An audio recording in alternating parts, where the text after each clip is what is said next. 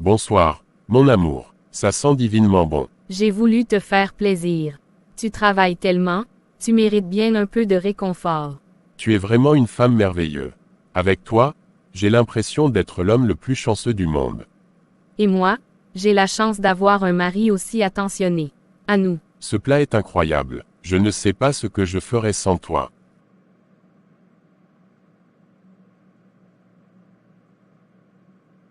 Et tu n'auras jamais à le savoir.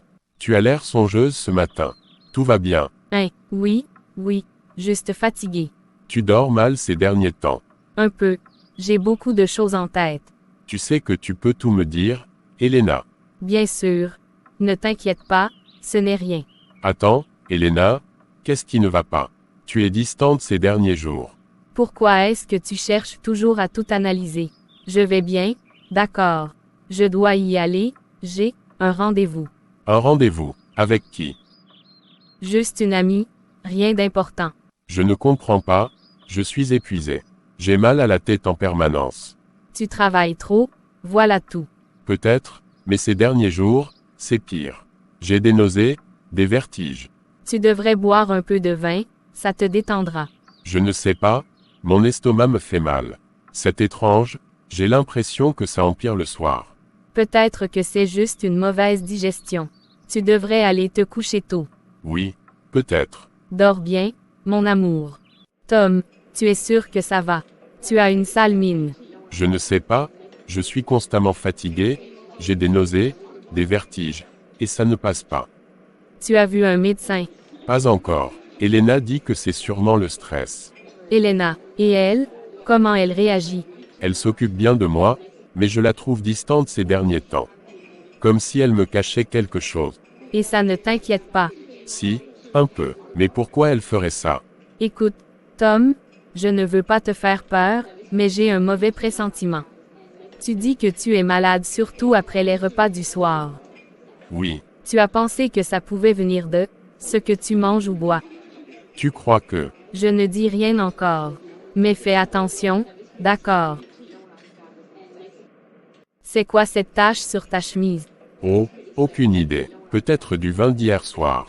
Élise m'a servi un verre. Ce n'est pas juste du vin. M. Fournier. Vos analyses montrent quelque chose d'inhabituel. Vous présentez des signes d'empoisonnement progressif. Je le savais, mais empoisonné par quoi? Nous avons détecté des traces d'un composé chimique que l'on retrouve dans certains pesticides ou dans des substances toxiques administrées à faible dose. Mais, comment est-ce possible? Vous avez mentionné des nausées, des vertiges, une fatigue persistante. Ces symptômes correspondent à une exposition régulière. Avez-vous remarqué un changement dans votre alimentation ou vos habitudes? Il m'a dit qu'il se sentait surtout mal après ses repas du soir. Est-ce que quelqu'un d'autre prépare vos repas? Elena. Il est possible que la substance soit introduite progressivement dans votre nourriture ou vos boissons. Je vous conseille d'être extrêmement prudent. Je savais que quelque chose clochait. Tom, il faut qu'on en ait le cœur net. Mais, pourquoi elle ferait ça? C'est une question que vous seul pouvez poser. Mais en attendant, je vous conseille de ne plus rien consommer venant d'elle et de recueillir des preuves.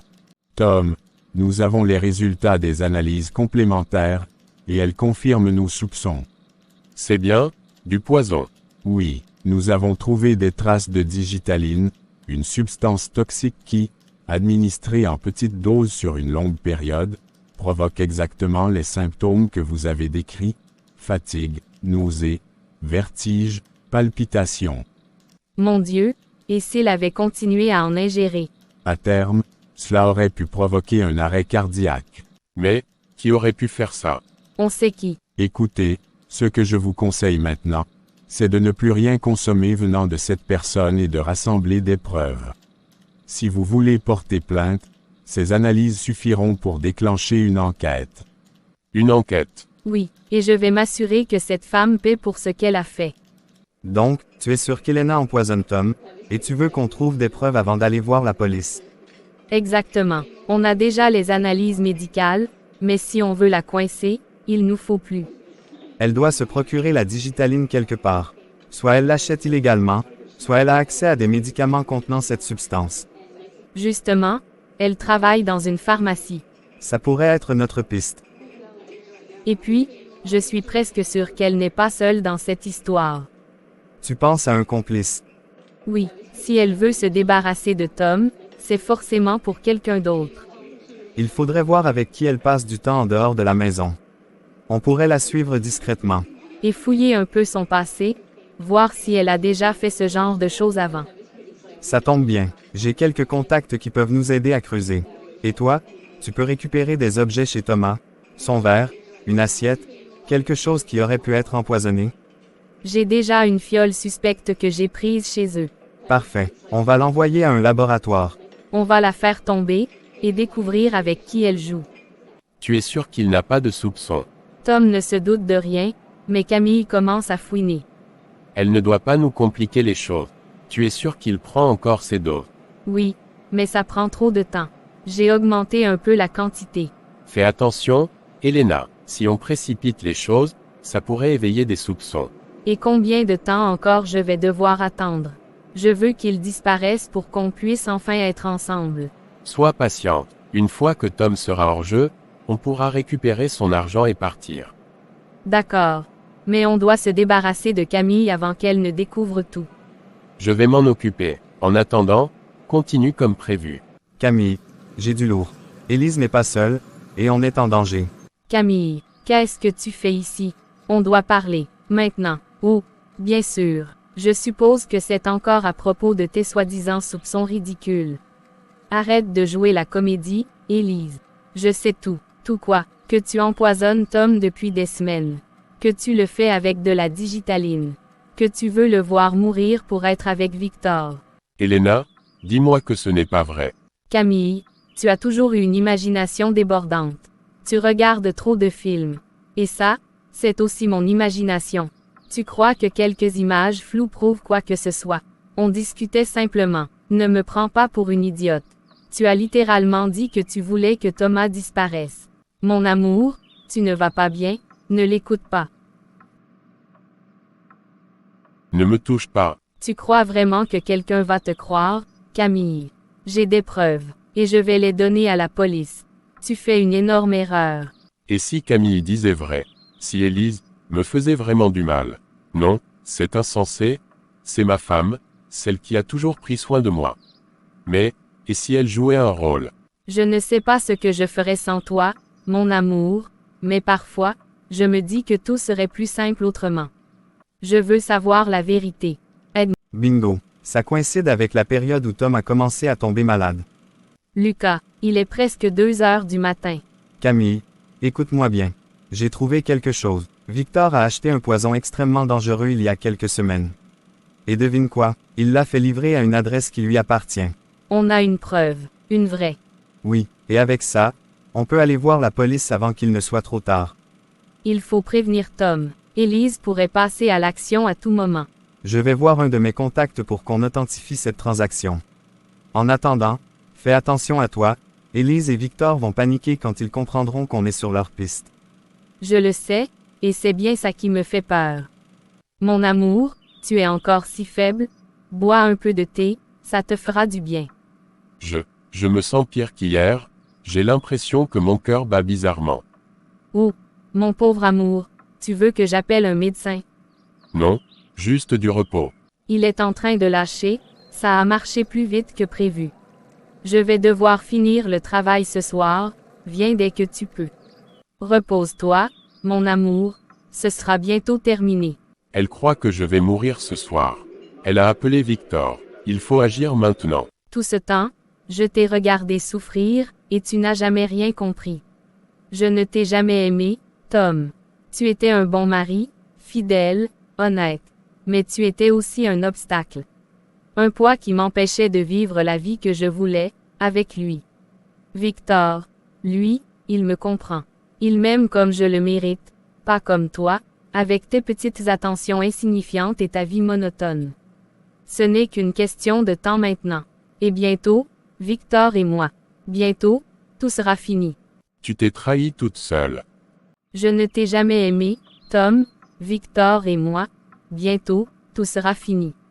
J'ai tout enregistré. C'est fini pour elle. On a ce qu'il faut. Il est temps d'agir. Vous avez quelque chose pour moi. Plus qu'une simple preuve, c'est une confession.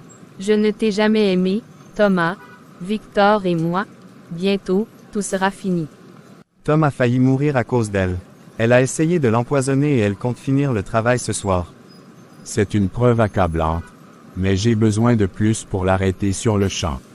Il faut la prendre en flagrant délit. Alors on tend un piège. Très bien, on va la laisser croire que tout se déroule comme prévu, et l'arrêter au moment où elle passera à l'acte. Il ne tiendra plus très longtemps. Tu es sûr qu'il n'a aucun doute. Il est faible, Victor. Il croit que c'est juste une maladie. Ce soir, ce sera terminé. Et après ça, on disparaît. J'ai pris des billets pour l'Argentine. Dans 48 heures, on sera loin d'ici, avec une nouvelle identité. Plus de mensonges, plus de secrets, juste nous deux. Tout est prêt, mais avant ça, il faut finir le travail. Police, ne bougez plus. Élise Morel, Victor Lemoine, vous êtes en état d'arrestation pour tentative de meurtre sur Thomas Morel. Non, non, ce n'est pas possible. C'est un malentendu. Vous n'avez aucune preuve. Je ne t'ai jamais aimé, Tom, Victor et moi. Bientôt, tout sera fini. T'as entendu la voix d'Elena. Tu l'as dit toi-même. On t'a juste laissé parler. Emmenez-les. Victor ne parlera pas. Il préfère vous laisser tomber plutôt que de tout avouer. Non, ce n'est pas vrai. Il m'aime. Il vous aime. Il pose un dossier sur la table et l'ouvre alors pourquoi il a déjà essayé de fuir sans vous. Non, c'est impossible. Ouvrez les yeux, Elena. Vous étiez un pion pour lui. C'est lui qui a acheté le poison. Vous avez fait tout le sale boulot, et maintenant, il vous abandonne. D'accord. Je vais parler, mais je veux un accord. Vous coopérez, et on verra ce qu'on peut faire. C'était Victor. C'est lui qui a tout planifié. Il m'a convaincu, il m'a dit que c'était la seule façon pour nous d'être ensemble. Il a acheté le poison, il savait comment s'y prendre, moi, j'ai juste suivi. Tout ça pour un homme qui vous a abandonné dès que ça a mal tourné. Bien, nous avons ce qu'il nous faut. L'audience est ouverte. Nous allons examiner l'affaire Élise Morel et Victor Lemoine, accusés de tentative de meurtre avec préméditation sur la personne de Thomas Morel. Nous avons ici des preuves accablantes, notamment un enregistrement où Madame Morel avoue son crime, ainsi que le témoignage du docteur Morel confirmant la présence de poison dans le sang de la victime. Madame Morel, avez-vous quelque chose à dire avant que le tribunal ne délibère? Je suis désolé, Tom, je n'ai jamais voulu, je me suis laissé manipuler. Pathétique. T'assumes même pas ce qu'on a fait. Messieurs, dames, la Cour va maintenant rendre son verdict. Elena Morel, vous êtes reconnue coupable de tentative de meurtre et complice de Victor Lemoine. Vous êtes condamné à 20 ans de réclusion criminelle. Victor Lemoine, vous êtes reconnu coupable de tentative de meurtre avec préméditation. Vous êtes condamné à la réclusion criminelle à perpétuité. C'est fini. Alors, c'est officiel, tu pars? Oui, j'ai trouvé un poste à Bordeaux. Un nouveau départ, loin de tout ça. Tu en as besoin. Merci, si tu n'avais pas été là, je serais peut-être mort sans jamais connaître la vérité. Tu es mon frère. C'était hors de question que je te laisse tomber. Un départ, ça se fête, non?